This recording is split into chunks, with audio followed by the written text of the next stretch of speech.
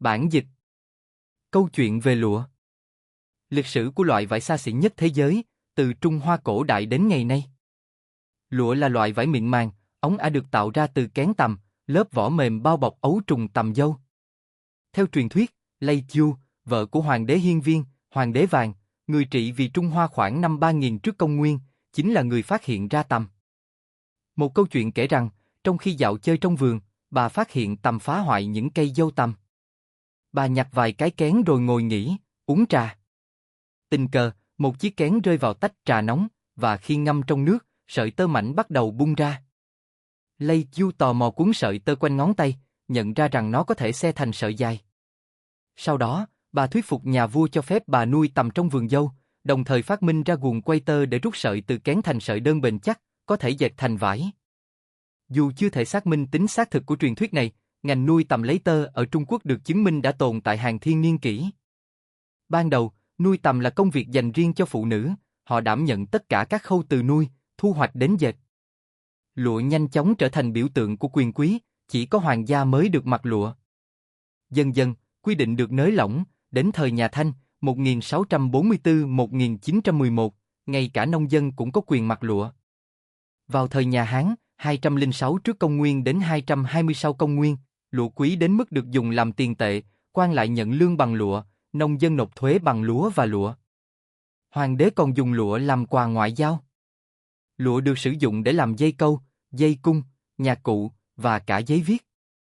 Bằng chứng cổ nhất về giấy lụa được phát hiện trong mộ quý tộc khoảng năm 168 sau công nguyên.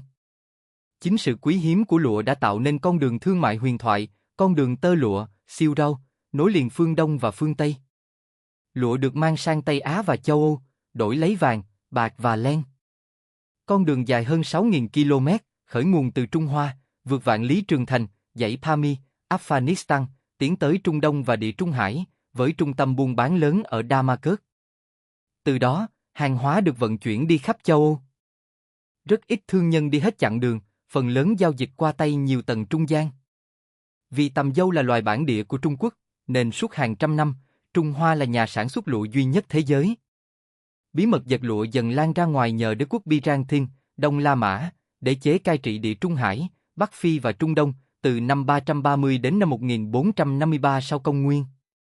Theo truyền thuyết, hai nhà sư phục vụ hoàng đế Justinian đã giấu trứng tằm trong gậy tre rỗng, mang tới Constantine, nay là Istanbul, vào năm 550 sau công nguyên. Người Byzantine cũng giữ bí mật nghiêm ngặt, biến nghề dệt lụa thành độc quyền hoàng gia suốt nhiều thế kỷ. Đến thế kỷ thứ 7, người Ả Rập chinh phục Ba Tư, tiếp quản ngành dệt lụa, rồi mở rộng sang châu Phi, Tây Ban Nha và Sicily. Vào thế kỷ thứ 10, Andalusia, miền Nam Tây Ban Nha, trở thành trung tâm sản xuất lụa lớn nhất châu Âu. Đến thế kỷ 13, Ý vươn lên thống trị ngành lụa châu Âu, đặc biệt là vùng Venice và Como, nơi ngành dệt lụa tinh xảo vẫn tồn tại đến ngày nay. Thế kỷ 19, cùng với cách mạng công nghiệp, ngành lụa châu Âu suy tàn. Lụa Nhật Bản rẻ hơn, cùng việc mở kênh đào Suez, khiến thương mại chuyển hướng mạnh mẽ. Sang thế kỷ 20, chất liệu nhân tạo như nylon ra đời, dần thay thế lụa trong các sản phẩm như tất, dù hay áo phi công. Hai cuộc thế chiến cắt đứt nguồn nguyên liệu từ Nhật, làm ngành lụa châu Âu tê liệt. Sau Thế chiến thứ nhì, Nhật Bản khôi phục ngành lụa, trở thành nhà sản xuất lớn nhất thế giới, và gần như nhà xuất khẩu duy nhất, cho đến thập niên 1970. Tuy nhiên, những thập kỷ gần đây, Trung Quốc đã giành lại vị thế dẫn đầu. Ngày nay, khoảng 125.000 tấn lụa được sản xuất mỗi năm trên toàn cầu, trong đó gần 2/3 đến từ Trung Quốc, quê hương đầu tiên của tơ lụa. The story of silk. The history of the world's most luxurious fabric, from ancient China to the present day. Silk is a fine, smooth material produced from the cocoons, soft protective shells, that are made by mulberry silkworms, insect larvae. Legend has it that it was Lei Tzu, wife of the Yellow Emperor, ruler of China in about 3000 BC, who discovered silkworms. One account of the story goes that as she was taking a walk in her husband's gardens, she discovered that silkworms were responsible for the destruction of several mulberry trees. She collected a number of cocoons and sat down to have a rest. It just so happened that while she was sipping some tea, one of the cocoons that she had collected landed in the hot tea and started to unravel into a fine thread. Lei Chu found that she could wind this thread around her fingers. Subsequently, she persuaded her husband to allow her to rear silkworms on a grove of mulberry trees.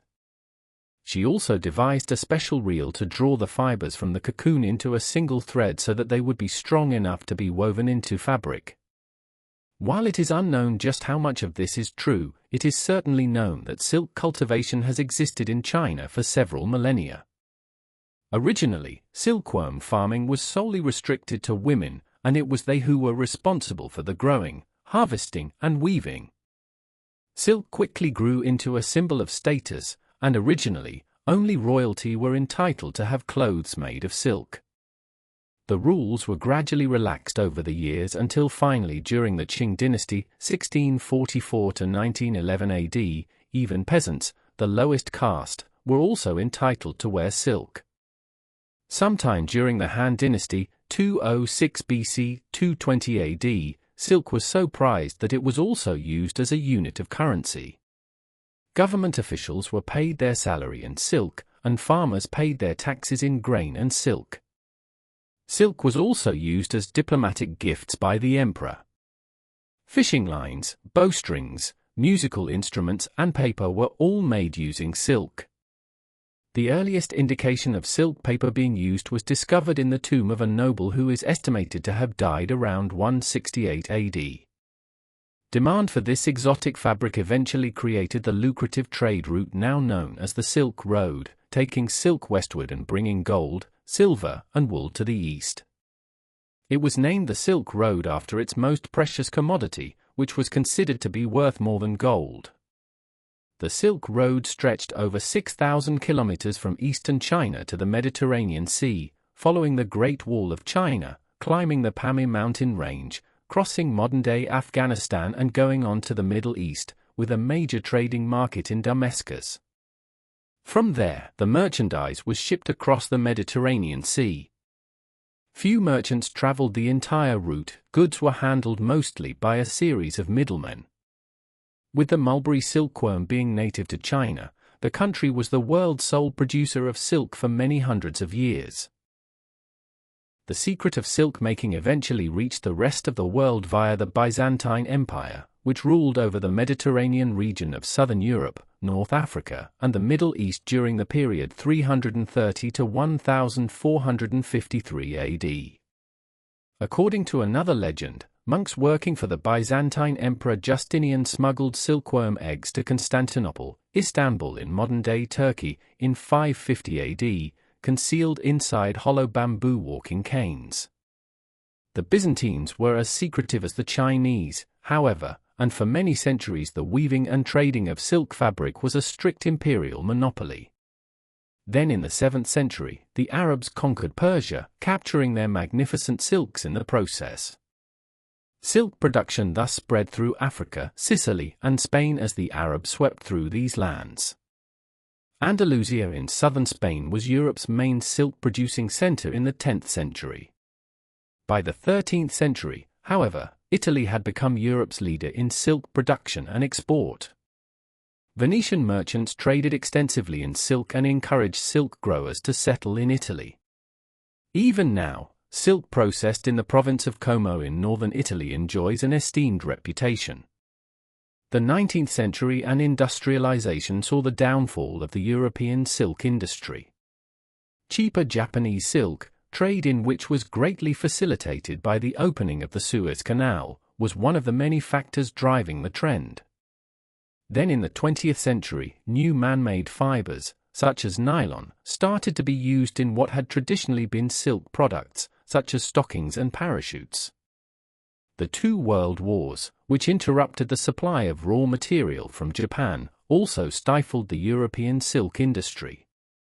After the Second World War, Japan's silk production was restored, with improved production and quality of raw silk.